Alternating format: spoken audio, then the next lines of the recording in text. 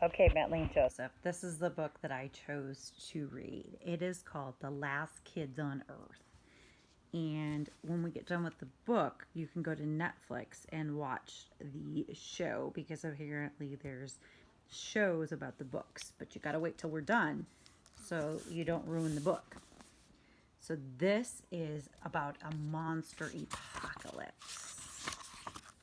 It's called The Last Kids on Earth. Chapter 1. That's me, not the giant monster. Beneath the giant monster. The kid on his back with the splintered bat, the handsome kid, about to get eaten. 42 days ago, I was regular Jack Sullivan, 13 years old, living an uneventful life in an uninteresting town of Wakefield. I was totally not a hero, totally not a tough guy, and totally not fighting giant monsters. But look at me now, battling a gargantuan beast on the roof of the local CVS. Life is crazy like that. Right now, the whole world is crazy like that. Check out the shattered windows. Check the wild vines growing up the side of the building. All of these things are not normal. And me, I haven't been normal, well, ever. I've always been different. See, I'm an orphan. I've bounced all over the country, different homes, different families, before landing in this little town of Wakefield in December. By all that moving, it makes you tough. It makes you cool. It makes you confident. And it makes you good with the girls. It makes you Jack Sullivan. Oh, crud. Incoming monster fist. Crunch. Yikes. Almost got a monster fist to the skull there. I'm at CVS because I need an eyeglass repair kit. Those little tool sets that dads buy for when their glasses break. I know, it's a lame thing to need, but I have a walkie, and that walkie is busted, and to fix that walkie, I really, really, really need a tiny screwdriver, and the only place to get a really, really, really tiny screwdriver is in an eyeglasses repair kit. That was supposed to be quick, easy trip to CVS, but the one thing I've learned about life after the monster apocalypse, nothing's quick and nothing's easy. This monster here is the foulest, most ferocious, and just plain horrible thing I've encountered yet. He straight up kaslam. Yikes! The monster's massive fist pounds on the roof until it cracks like thin ice. I trip, tumble back, and land hard on my bony butt. It's time to stop being this monster's punching bag. See, I've kind of been the world's punching bag for a while, and you know, it ain't a whole lot of fun. So I'm fighting back. I get to my feet. I dust myself off. I grip the bat in my hand, not too tight, not too loose, just like they coach you in Little League. Only I'm not trying to hit some kid's lousy curveball. I'm trying to slay a monster. This says, deadly duel, who will triumph?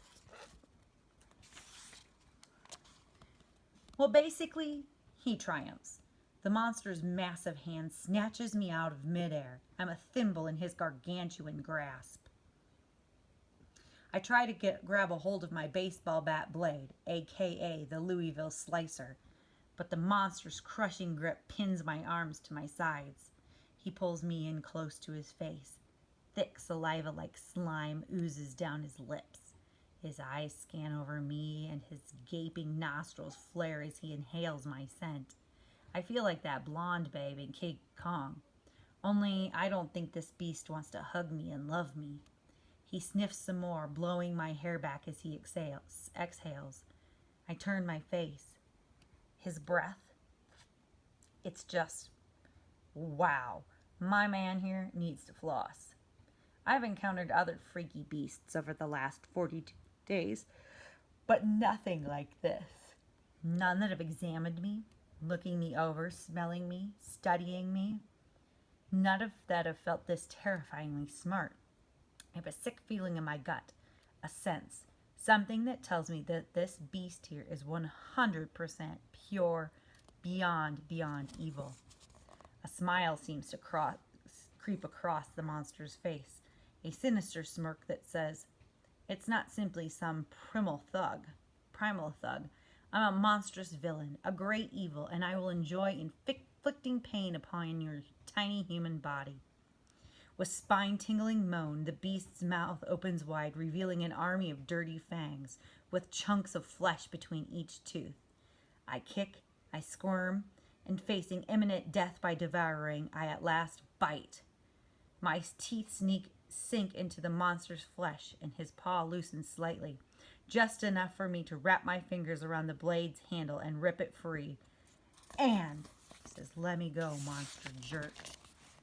I slam the bat into the creature's thick cranium until he roars, a sound like blarg. And his palm opens up, and I'm plummeting through the air, down through the hole in the roof, into the CVS. Oof. I land in the junk food aisle. I snatch an Oreo from its package and jam it into my mouth. The Oreo is a whole lot stale, but whatever. An Oreo is an Oreo, and good snacks are hard to find these days. Plus, since the world ended, it's pretty much everything for the taking, and I'm not turning it down. No way. Rising, I examine my predicament.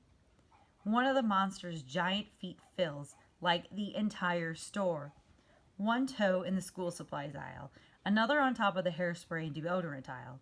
Dashing up and over the monster's foot toward the front of the store, I spot what I came for. The deluxe eyeglass repair kit. I shove the kit into my pocket. But then, smunch! The monster's clawed fingers tear through the roof like it's nothing. The ceiling collapses around me as I dart for the door. I'd love to stay for a while. Flip through the magazines, check the sunglasses spinny thing for cool aviators, eat some Funyuns. But there's no time for that. You know, giant monster and all. I burst through the door. I dash past a crumpled car and through an overgrown yard and slide beneath the caved-in porch of an abandoned house. I pull out my camera. I always carry my camera. Always. I raise the viewfinder to my eye, twist the lens, zoom in, and snap! I photograph every monster I come across, so later on I can study their attacks and defenses and strengths and weaknesses and junk. Also, it's just rad to say I'm a monster photographer. I give each monster a name too. But what do you call this guy? What to call a monster so terrifying that just looking at him scrambles my insides with French fried fear? The beast roars again, and it sounds like blarg. Blarg. That's got a ring to it. Suddenly, there's a racket like a wrecking ball crushing into 10 million Legos. The CVS is crumbling, collapsing as blarg stomps through the walls under the parking lot. When the smoke clears, I see the monster fully, for the first time, upright. Standing tall, on legs as thick as tree trunks, a monumental terror.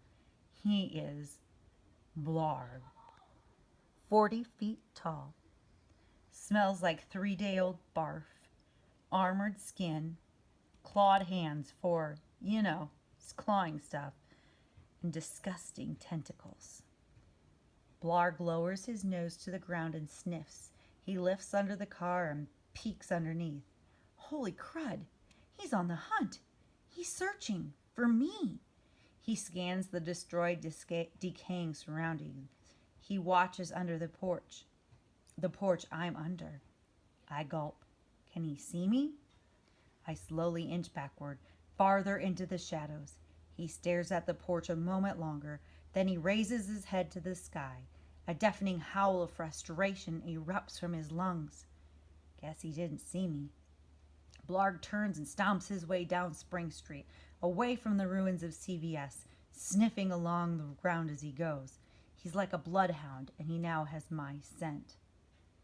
As I sneak out from beneath the porch, I think, that was close. Super way dangerous close. But I'm used to getting things being super way dangerous close. What can I say? Life after the monster apocalypse? It's scary. And also a lot weird.